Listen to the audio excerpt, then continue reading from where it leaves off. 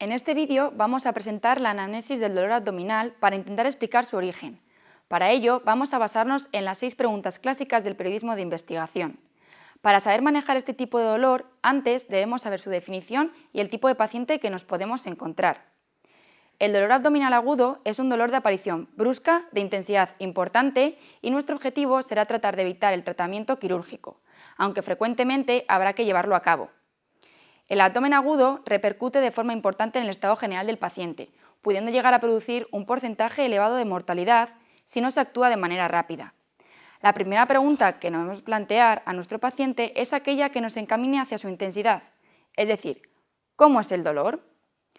Puede ser diverso y en general subjetivo, pero generalizando puede tener relación directa con la importancia, de modo que un dolor muy grande es más posible que requiera tratamiento quirúrgico.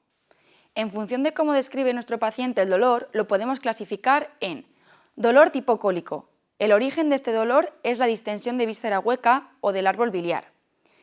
Si en cambio nos habla de un dolor continuo, es probable que el origen sea un proceso de tipo inflamatorio. Si lo describe como un dolor quemante, el origen será una úlcera péptica, o es lacinante si es un herpes. Finalmente, si el dolor es desgarrante, puede hacernos pensar en una disección de aorta abdominal o perforación de víscera hueca. La siguiente cuestión que debemos plantearle a nuestro paciente es aquella que nos responda a su localización. ¿Dónde se encuentra su dolor? Para contestar a esta pregunta es muy importante localizar el dolor en los distintos cuadrantes anatómicos, siendo estos cuadrantes el superior izquierdo y derecho o el cuadrante inferior izquierdo y derecho. Cuando el dolor es producido por una úlcera péptica, el cuadrante que se ve afectado es el superior izquierdo y el epigastrio. Estas producen un dolor sordo y quemante, típicamente por la noche, que despierta al paciente. Además, empeora al tomar alimentos y suele mejorar con la leche o con los antiácidos. Cuando la patología se encuentra en el hígado y en el lóbulo hepático izquierdo, el dolor se encuentra en ambos cuadrantes superiores. Del mismo modo, si el dolor está en el cuadrante superior derecho y si se irradia hacia la escápula, podemos pensar en los cólicos biliares o en la colecistitis. Cabe destacar que este es un dolor severo que empeora con las comidas grasas. Cuando el órgano afectado es el páncreas, la localización típica será también en la región superior del abdomen y es un dolor típicamente en cinturón. Cuando el dolor tiene origen en el colon, todos los cuadrantes se pueden ver afectados. Es importante pensar que si el dolor lo encontramos en el cuadrante inferior derecho, concretamente en la fosa ilíaca derecha, nos encontraremos probablemente ante una apendicitis. Este dolor suele atenuarse con la defecación. Si la patología es renal, el dolor se localizará más superior que si la patología es en los uréteres. En caso de tener un cólico renal, el dolor se suele irradiar hacia todos los cuadrantes y además hacia los genitales. Estos pacientes son típicamente incapaces de encontrar una postura que les alivie el dolor. Por otra parte, el dolor prostático lo encontraremos en los cuadrantes inferiores, más abajo que otras patologías, que también localizamos en estos cuadrantes, y además es típicamente medial. La patología anterior podría compararse por su localización con el dolor menstrual de las mujeres, afectando también al cuadrante inferior, típicamente en el hipogastrio, y pudiéndose irradiar hacia la zona lumbar.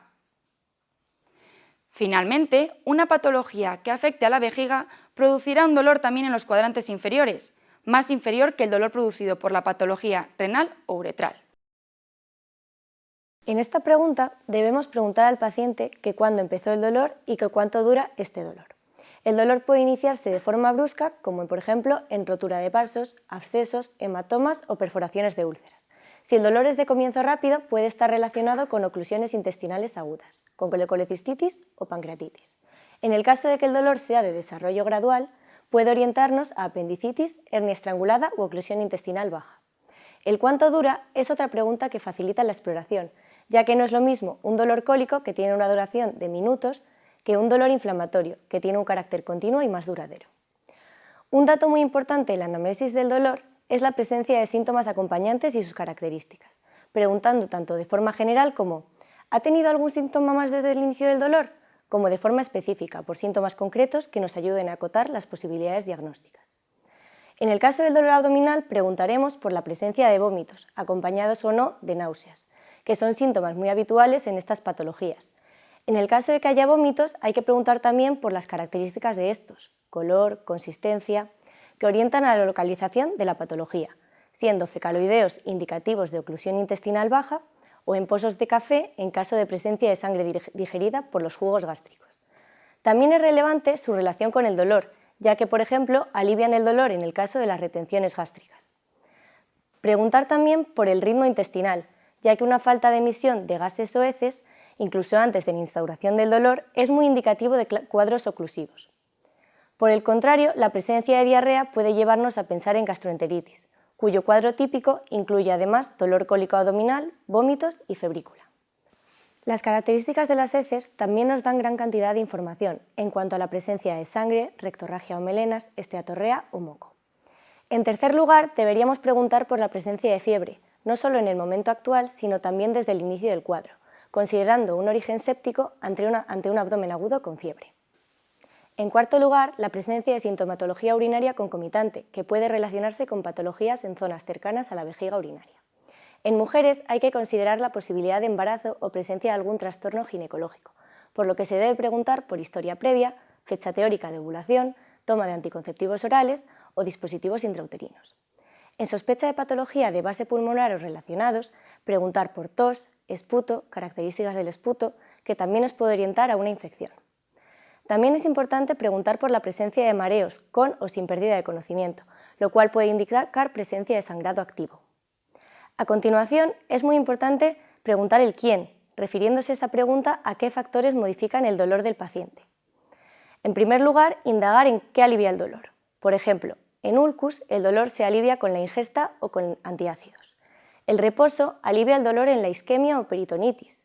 Inclinarse hacia adelante lo hace en pancreatitis y la defecación en estreñimiento o en intestino irritable. A continuación, ¿qué agrava el dolor?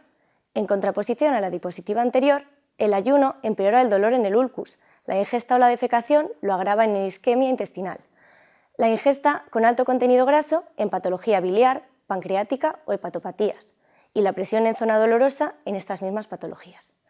Por último, ¿a qué atribuye el dolor ese paciente?